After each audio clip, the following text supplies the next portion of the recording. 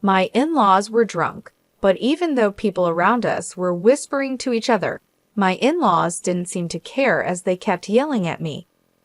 Well, I guess it's too late since you're already married, but if you want to be part of this family, you need to show us you have enough money, they said.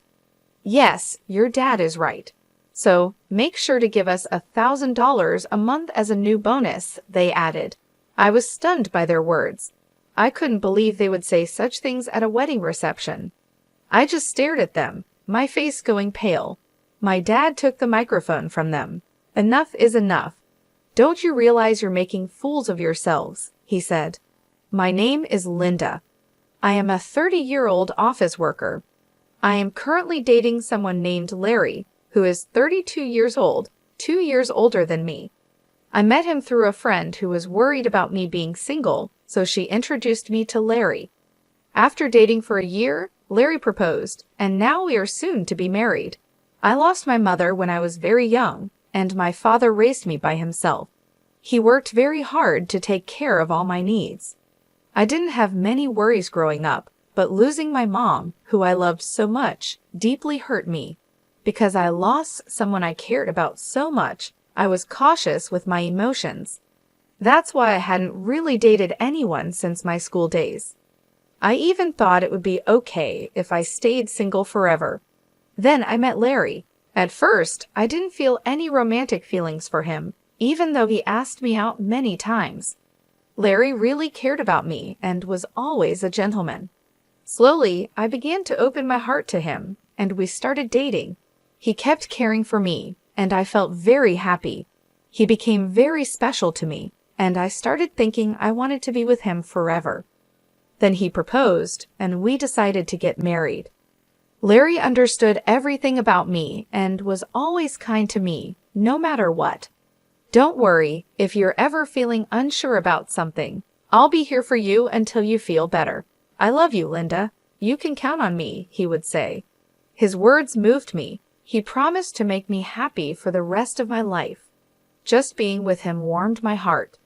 If he cared that much for me, I thought I should do the same for him.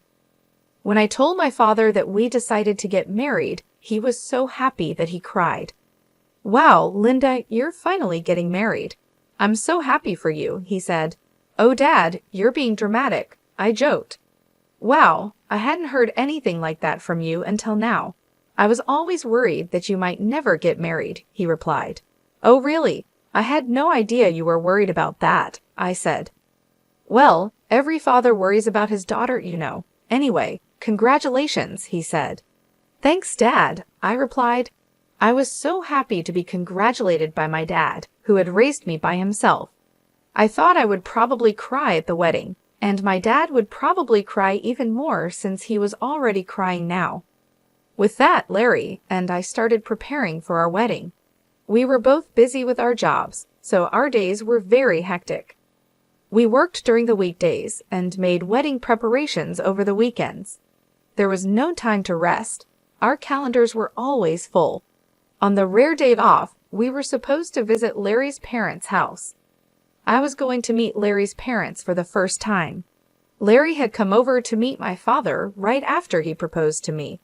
Originally, I had planned to visit Larry's parents right after that to introduce myself, but they were very busy and our schedules never matched. Finally, some time passed and we managed to arrange a visit. As we arrived at his parents' house, I suddenly felt nervous. Don't worry, my parents are very kind, Larry reassured me. His words made me feel a bit better, and I rang the doorbell. It was his mother who opened the door. Mom, I'm home, Larry said. Welcome home, Larry. It's so good of you to come, his mother replied warmly as she talked with her son. I greeted her as politely as I could. Nice to meet you. My name is Linda, and I'm Larry's fiancée. I see, so you're Linda, she said. Her voice was much lower than when she spoke to Larry, and her smile vanished. She looked me up and down as if judging me. Then she led us to the living room, where her cold attitude didn't change. Linda, I'm curious about what you bring to the table. Larry is our treasure and our only child. If you're going to marry him, you need to be a suitable wife. Are you worthy of him? She asked. more like an interrogation. I was taken aback by her question. I hadn't expected such a cold attitude from my future mother-in-law and was at a loss for words. "You're going to join our family, you know. Are you ready for that?" she continued. True, marrying Larry meant joining his family. But it's not like Larry's family were the Kennedys or some well-known high society family. It's not like I was marrying into a royal family. Why was I being asked to make such a commitment? Besides, I wasn't even going to live with them. I don't like being pressured with questions like these. As I was thinking about how to respond, his mother seemed impatient with my slow reply and scolded me harshly. "When I ask you a question, answer me right away. You're so rude," she snapped. "I'm asking if you're ready for this," she continued, raising her voice. Despite feeling overwhelmed, I managed to say, "I hope that Larry and I will support each other in our marriage." When I said that, his mother was not convinced. What a naive thing to say. You aren't just going to support each other. You are supposed to support Larry. It's your job as a wife to support your husband. You don't even understand the basics, she criticized. Then, Larry's father, who was sitting next to her, intervened. "Honey, calm down." "Sorry about that, Linda. You must have been startled by my wife's words," he said, trying to ease the tension. "It's all right," I replied, trying to remain calm. His mother is very protective of her only son. Maybe she was just nervous and spoke without thinking. Just then, Larry's brother walked in. He spoke in a quiet, calm, and gentle tone. He seemed like a kind man, which gave me a moment of relief. But that relief was short-lived. With a smile on his face, he said the most unexpected thing. "What my wife says is actually justified. What concerns me the most is that you come from a single-parent family." "What do you mean by that?" I asked, confused. "Well, being raised by just one parent doesn't have a good public image. We can't be too happy to have such a person become the wife of our only son, can we?" he explained. "Hold on a minute," I said, unable to let this comment slide. "What is wrong with being raised by a single parent? My father worked very hard to raise me by himself. I am very thankful for my upbringing, and I am proud of my father. Being raised by a single parent doesn't make me any less valuable." But they still argued, since you were missing one parent, you couldn't have learned how to be a good wife, do housework, and such. I responded, "I did a lot of housework to help my father. I can also cook pretty well, so please don't say that." Despite my response, Larry's words ignored what I said, and he finally stated, "I will allow you to marry Larry, but in exchange, you must promise to devote everything to us because we are Larry's parents. Can you promise me that?" "What?" I was shocked. "Wow, since you came here to ask for our permission to marry our son, you do know what your duties are, don't you?" Before I could say more, he continued the conversation. I found that my in-laws had completely taken over the conversation, giving me little chance to respond. That night, as I thought more about the marriage, I decided to share my feelings with Larry. "Say, Larry, do your parents always talk to people like that?" "What about it?" Larry seemed unfazed. I was surprised that Larry didn't see anything wrong with what his parents had said to me. "Well, I mean, the way your parents spoke to me and what they said." "Oh, really? Well, they were just talking about whether you were ready for this marriage." "I get that your parents are worried about their son's marriage, but I feel like what your parents were saying was a bit too much." "Really? Why is that? My parents didn't say anything wrong. Besides, they've given us permission to get married, so don't worry about it." That's true, but I felt uneasy that Larry seemed to side with his parents more than with me, and that was very troubling. I guess he realized I was feeling unsure because he gave me a hug. "Linda, you don't have to worry so much. My parents are just a bit upset because their only son is getting married," he said. He spoke as if he didn't fully support me. "It's all going to be fine. Don't overthink it. I'm sure they just want what's best for us. They want us to be as good of a couple as they are. That's why they were a bit harsh." "Oh, really?" I replied. Like he said, maybe his parents have high expectations for us. But even if that's the case, I don't think it's right for them to belittle me because I was raised by my father. I don't think people who say such things make a good couple. We are the ones getting married, and we should be the focus, not their approval or disapproval. With that perspective, although I was still a bit upset, I decided not to dwell too much on his parents' opinions. Then, the date of the wedding arrived. We had many guests, including our relatives, friends, colleagues, and bosses. I walked down the aisle with my father, who had raised me all my life. Larry and I exchanged our vows and rings. We were met with applause, and for the first time, I truly realized that I was getting married to Larry. I felt a happiness I had never felt before as we walked into the reception hall. We made our way through the crowd, greeted by videos of us as part of the entertainment. It was a joyful time. I chatted with friends I hadn't seen in a while, and many people congratulated us. Despite my earlier worries about his parents, I was glad I had decided to marry Larry. I was glad we decided to have a memorable day. After the ceremony, we planned to officially register our marriage and Frank, and I would become husband and wife. I cherished every moment and felt so happy. Time flew by, and soon it was time for the final part of the event. The bride, groom, and both sets of parents lined up to greet the guests. But I started to feel uneasy because of Frank's parents. We were all supposed to be standing in line, but his parents were wobbly on their feet. If you looked closely, you could see that their faces were bright red. They had drunk too much. Some relatives asked if they were okay. My in-laws were clearly drunk, but we had to wrap up the ceremony and get it over with. The moderator handed the microphone to me and Larry. Suddenly, Larry's mother snatched my hand away from him and yelled at me like a professional wrestler in the middle of a challenge. "Listen to me, Linda. After this wedding, you are going to devote yourself to us completely. Prepare yourself because we are going to test you really hard." The guests started whispering to each other, and some even thought it was a joke and laughed. Then, Larry's father grabbed the microphone. "Linda, don't you feel embarrassed to wear a dress like that? It doesn't suit you at all." "Dear, you should tell her the truth," his mother chimed in. As expected, the whispers among the guests changed in tone. I looked at Larry, hoping he would stop his father's rude comments. But Larry said he couldn't do that, and that his parents weren't doing anything wrong. It became clear he would never protect me from his parents in the future. That was the moment I realized it. I was certain of it, even as the hall buzzed around us. My in-laws were drunk and continued to insult me.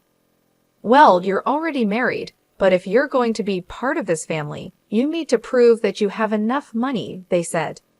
"Yes, that's right," they continued. "After you register your marriage at the city hall, you should give us a few $1,000s a month and your entire bonus." I was shocked by their words. I never thought they would say such things at our wedding reception. I just stared at them, feeling my face go pale. My father took the microphone from them. "Enough of this. Don't you realize you're making fools of yourselves?" he said, though still showing some respect. His parents glared at my father. "Why are you interrupting us while we're talking?" I knew this woman's father was no good. "Single parents are never any good," they said. "Why do they talk like this? How dare they insult my father?" I thought. My father, keeping his cool, replied, "You people are even worse than I imagined. You even refuse to meet me because I am a single father. I never thought that someone like you would work for President Scott. President Scott is such a respectable person. I assumed his employees would be decent as well," my father continued. At that, my father-in-law's face turned very serious. "How do you know President Scott?"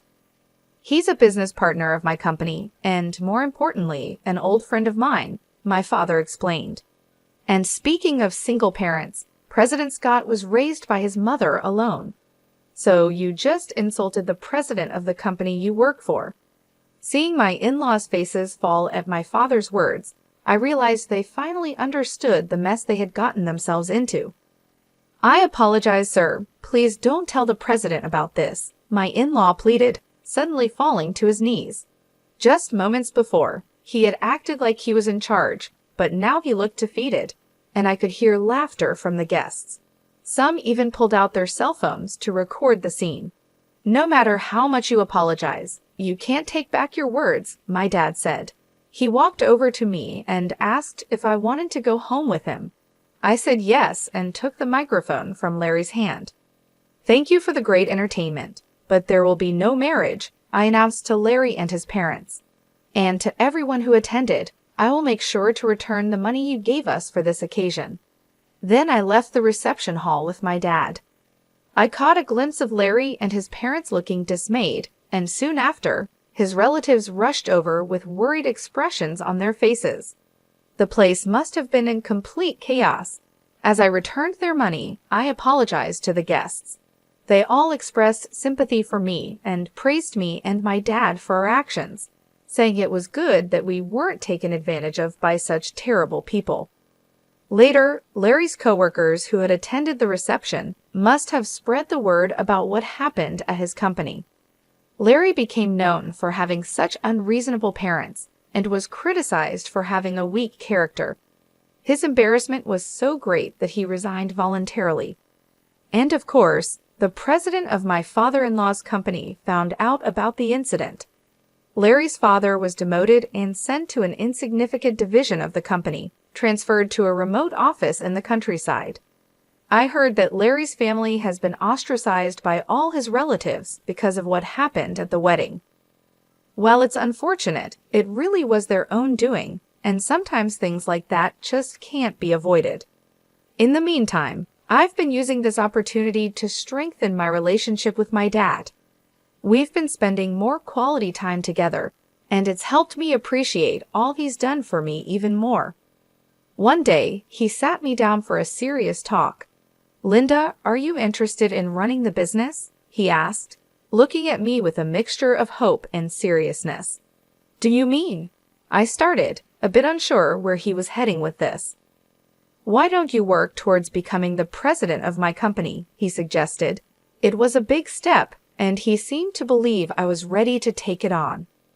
"I'll do my best," I promised him, feeling a mix of excitement and nervousness. I decided then to focus on stepping up my game at work rather than getting entangled in romantic relationships for now. I wanted to prove to myself and to my dad that I could excel and perhaps one day be a great leader like him. Currently, I am deeply involved in learning everything I can at my dad's company. The work is challenging but fulfilling, and I'm determined to make the most of this opportunity. Reflecting on the wedding fiasco, it's clear that Larry's in-laws were quite unreasonable, turning what should have been a beautiful event into a spectacle. Thankfully, since the marriage wasn't officially registered, Linda myself in this scenario was spared from a legally binding mistake. Now, free from any marital ties, and with no looming in-law issues, I can focus solely on my career aspirations. It's a relief to know that out of a chaotic situation came a clear path forward for me. I look forward to what the future holds and am excited about the potential of leading the company. I wish myself all the best and hope that anyone watching this story can take something valuable from it. Thank you for staying till the end. Please consider subscribing if you enjoyed this story, and I hope to see you in the next video.